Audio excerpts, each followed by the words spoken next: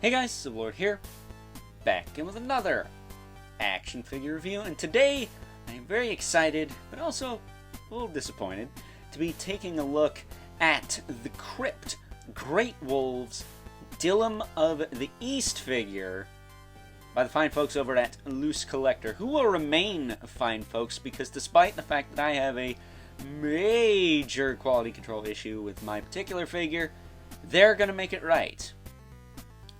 However, they're unable to do that at this current time, as the time I'm recording this video, of course, because you guys know how I roll.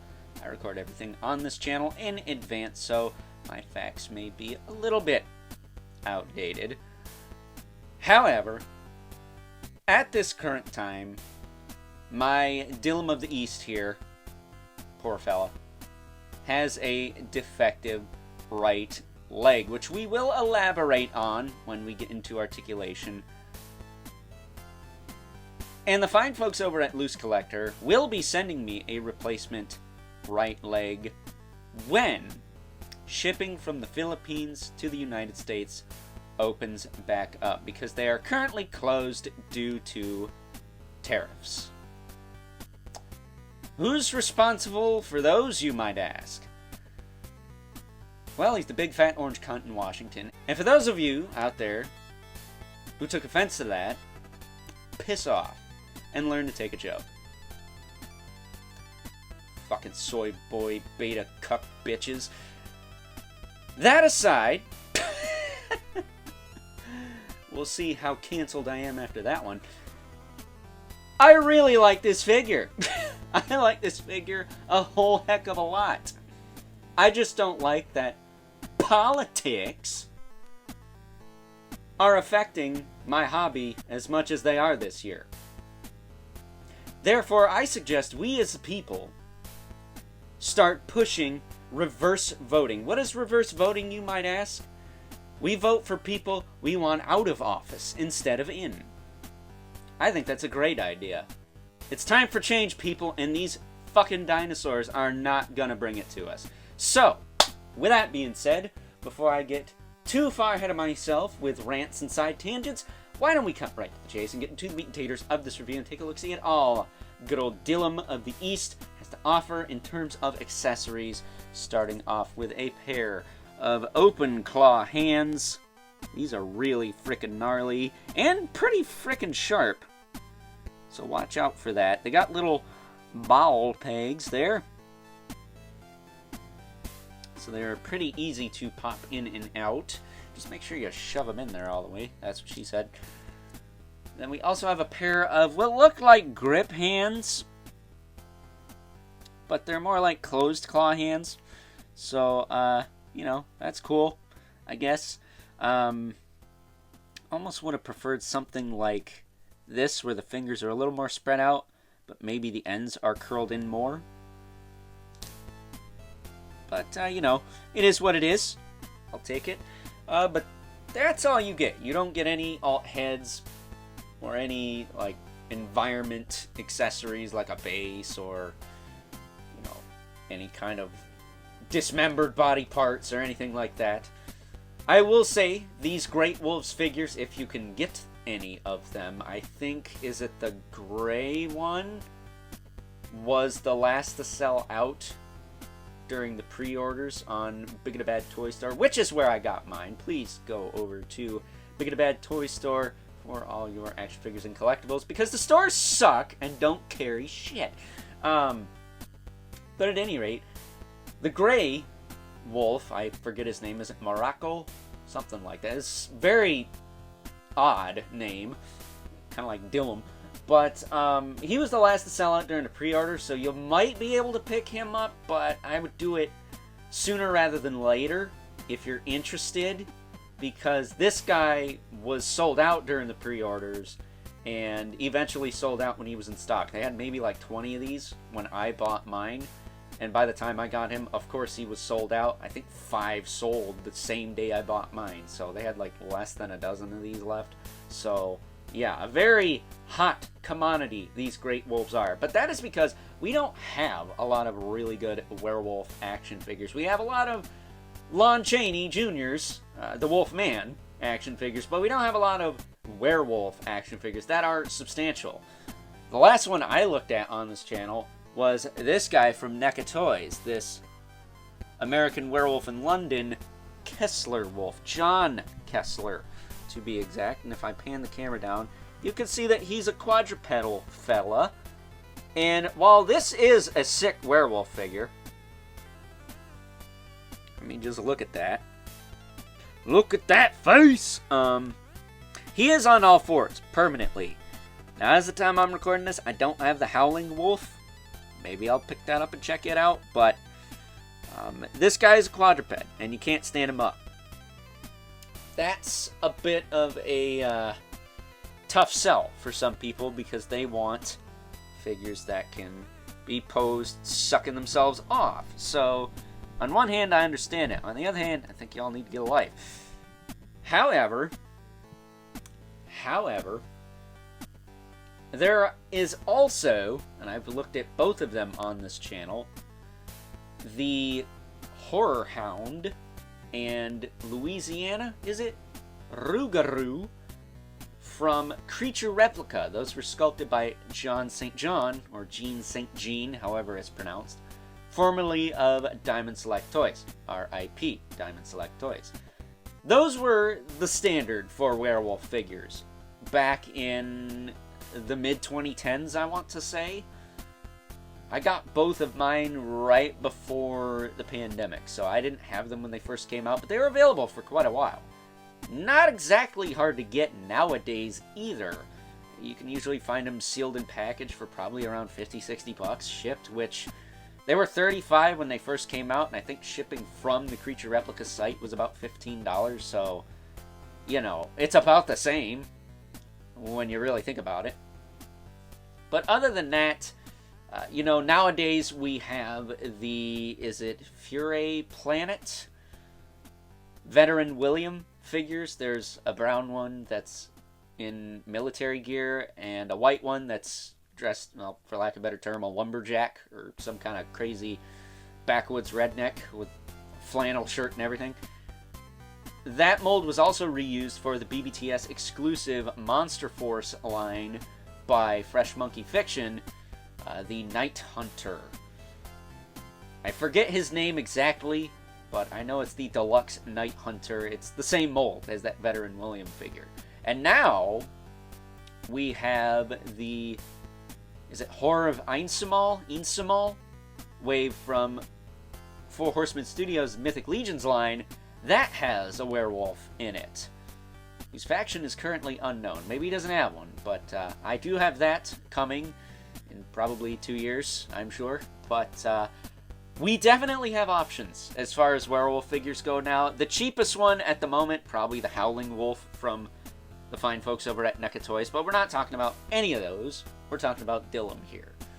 So why don't we take a closer look at the man in question and just get this out of the way. His leg completely sheared off at the knee. The plastic must have been twisted before it ever made it to me, because it felt like somebody effed it up before I even opened the package. And that freaking sucks. It really does.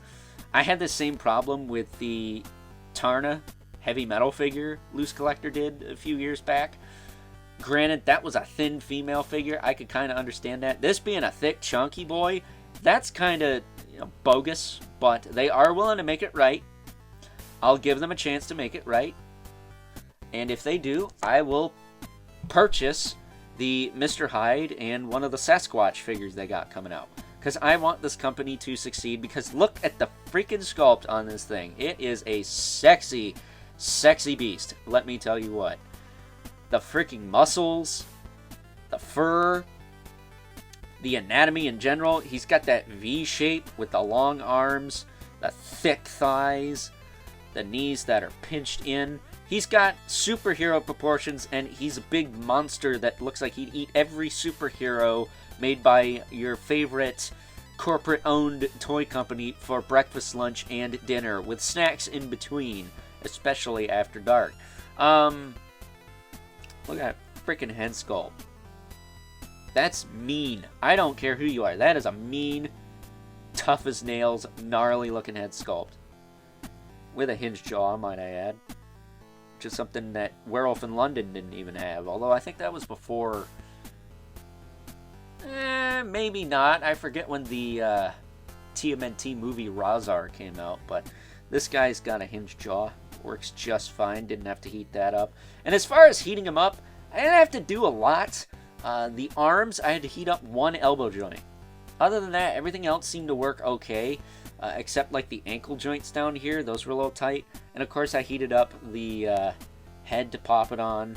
And the butthole to pop the tail in. Which is just a ball peg. It just kind of rotates around. It doesn't do a whole heck of a lot. So there is that. As far as the rest of his articulation goes, his head will kind of rotate here. You might pop it off, especially if it's mine, because I did, again, hit it with my almighty hairdryer, which is a beast in and of itself. He can look side to side. Got a really nice double ball peg in there. And he can look up and down a little bit. So he's got plenty of range there. It's a little hindered by this fur piece. You can take that off if you want, but he's going to have a heck of a skinny neck. Shoulders will pop out to the side about this far. Not too shabby. They can rotate pretty decent. The fur tuft on the shoulder is going to get in the way, so be mindful of that. He's got a bicep swivel. Double jointed elbow. Which gives you a little more than 90 degrees. I mean, you get like bad double jointed elbow range, but he's a big, scary looking werewolf guy. How much range do you really need in that elbow? I need all the range I can get because I have problems. He of course has swivel hinge wrists. They will rotate, hinge, all that good stuff. As far as his torso goes, you can lean him forward with both joints this far.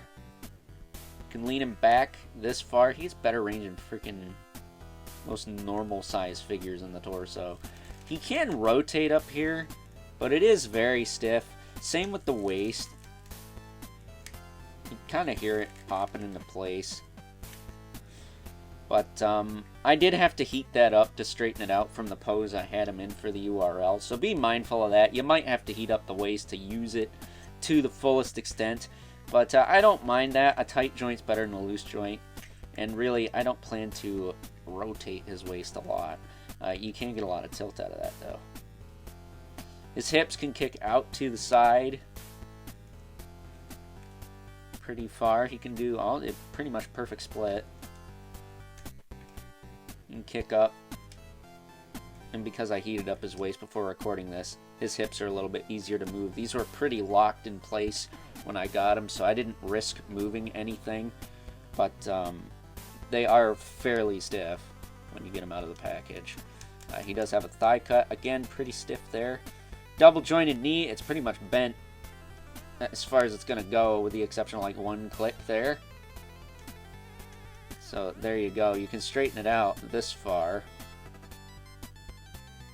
which is nice. And then this little degenerate ligament here, you can bend that, of course. Basically like a neck of gargoyle.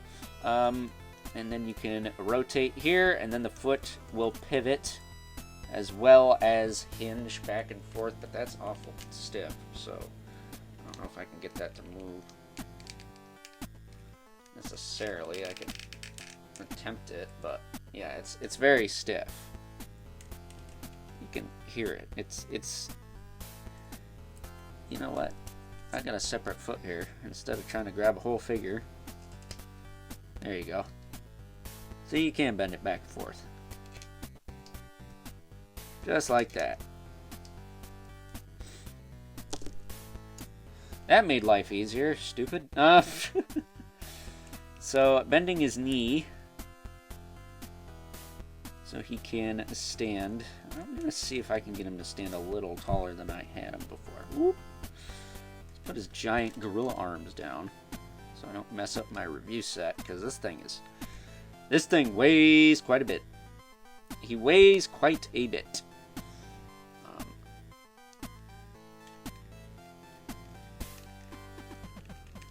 I would advise anyone who has this figure, stand him Degenerate, because he's actually more likely going to be a little more stable that way, if you can believe that. I know right now he doesn't want to stand, but he only has one leg, and I'm trying to figure out how exactly I had him posed. There we go. Oh, sugar. One leg is longer than the other, for some reason. Probably this ligament there. That's probably what it is. There we go. Yeah, that about fixes it, so. Standing him up. To the best of my abilities, anyway. Because, again, he's got a loose leg because it is broken. And then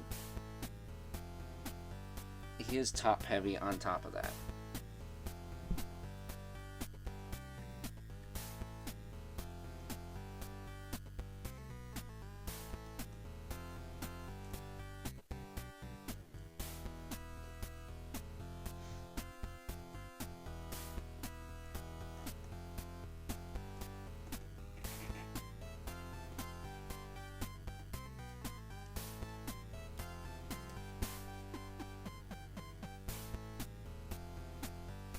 Alright, there we go.